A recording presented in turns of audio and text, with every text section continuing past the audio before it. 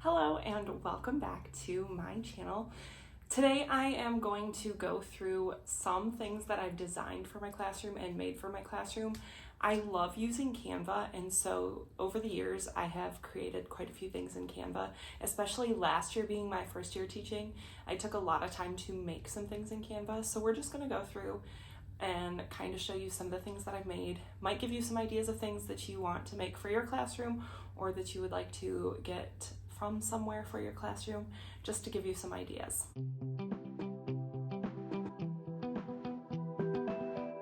So when I go into my Canva, the first thing I have is my classroom folder, and so I have divided it into quite a few different smaller folders. So I have my iPad over here so that I can see what's on my Canva. So if I'm looking over here, that's why. The first folder that I have in my classroom is organization. So if we open that, there's quite a few things I've made. One of the first things is a "What should my desk look like" poster. I have actually not used this yet. Last year I just took a picture. This year I wanted something that I could print off and it would look the same. It wouldn't have any kids' names on it or anything. And so this hopefully will do the trick. The next thing I have in organization is lunch choice inserts. So last year, they actually look the same as my calendar inserts, but last year I did lunch choice based on their number card. So I just had little number blocks that went in like as calendar inserts, but it was their number instead of the day of the week. And they would put their lunch choice behind the number. I won't be using that this year. I actually have a different method that I'm using this year. The next thing I have is skip counting numbers, which these were another new thing for this year. I have not used them yet. So the skip counting numbers, I just used the same color palette that I have in my classroom. So it's kind of a muted pastel type of color scheme that I use. The next thing I have is our classroom responsibilities. So I actually made it very large. It says "our" and then responsibilities typed out in really big print. And then it has the new system that I'm using this year that I have not used yet. So it's organizers and cleaners. And then there's, within those organizers and the cleaners, there's two specific jobs that people will take.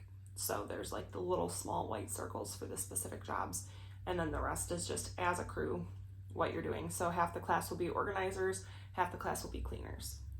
I will keep you posted on how that system works out for our responsibilities.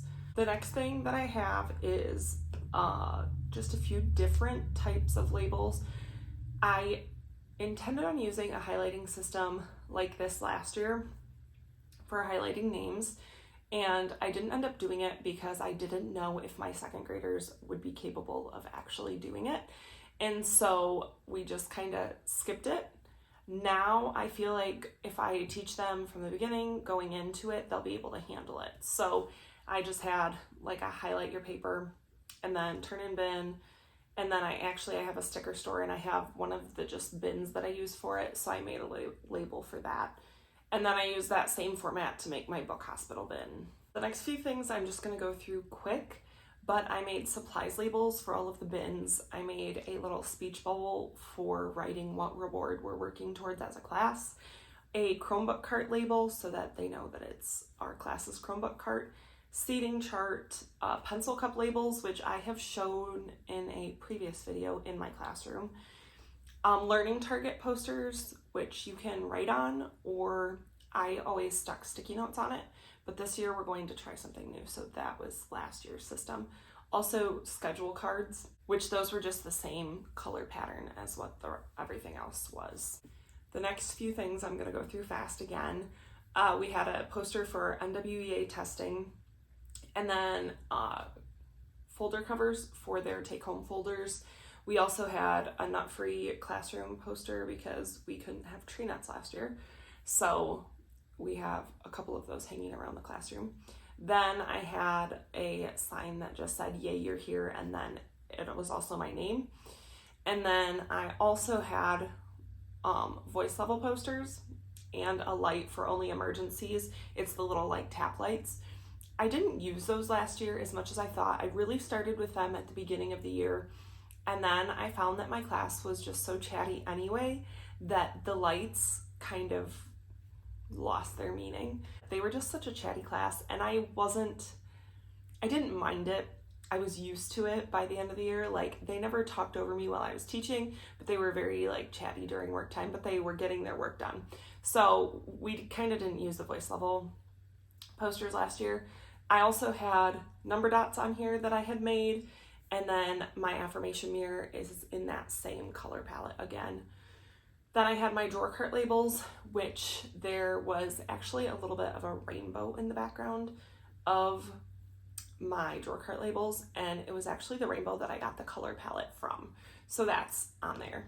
Then the last couple things in my organization folder, I had a classroom birthday poster, which it was super cute. I loved it.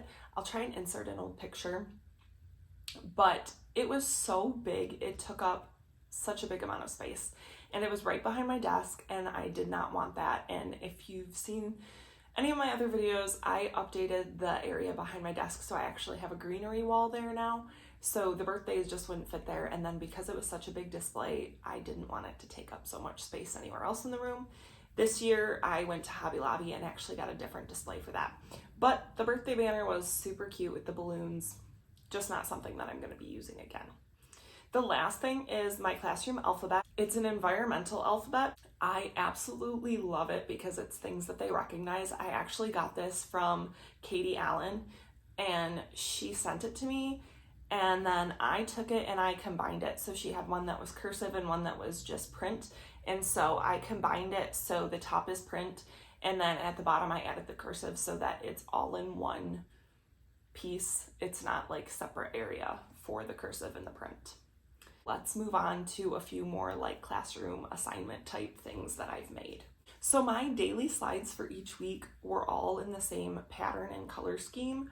So just like everything else, I kept with the same colors.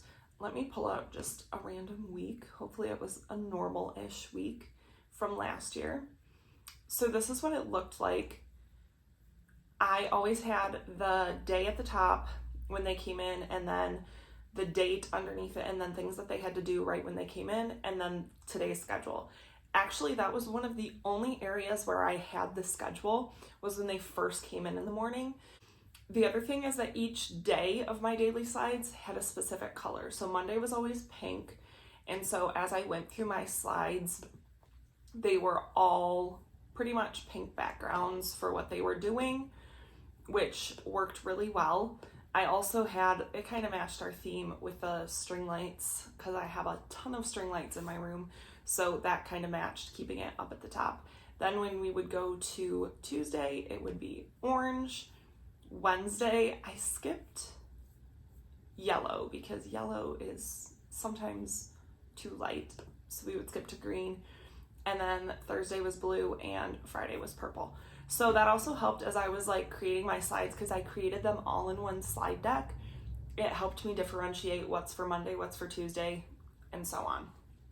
So that's just a look at my daily slides. I'll likely be keeping them the same only because I really liked them and I thought they worked really well. And then a lot of them are already made, so that should work really well. One of my next folders in my classroom folder is reading calendars. So I didn't start reading calendars until towards the end of the year last year. One of my teammates actually suggested them, and she had made a lot of them up. So I took kind of what she had and made it into something that fit our classroom. So this was our May reading calendar, and they would just fill it out, get a parent signature at the end, and then bring it back, turn it in, and they would get some type of reward for doing it, or depending on how much they did, they'd get something small. So one of our intervention sections was called Bookworms DI, and so because we always had that time, I had a folder designated for that. In that, I had an intervention groups chart, which was super easy to use. I loved having it, and it was super nice because if I ever had a sub, I could just leave this same intervention groups paper out and they would know where people need to go. The next thing in my Bookworms DI folder were actually just a few activities that the kids would do occasionally. So the first one was pyramid spelling. They would write the word in the triangles. And so they would start with one letter, then 2 letters, then 3 letters, so on and so forth. And then they would highlight whatever spelling pattern we were working on. They also had word sorts. So I would update this word sort every week and then print it off so they could cut and sort the words. And then handwriting spelling. So there were some kids that really needed practice with their handwriting. So they would do this handwriting page with their spelling words. The next folder that I have is my math folder.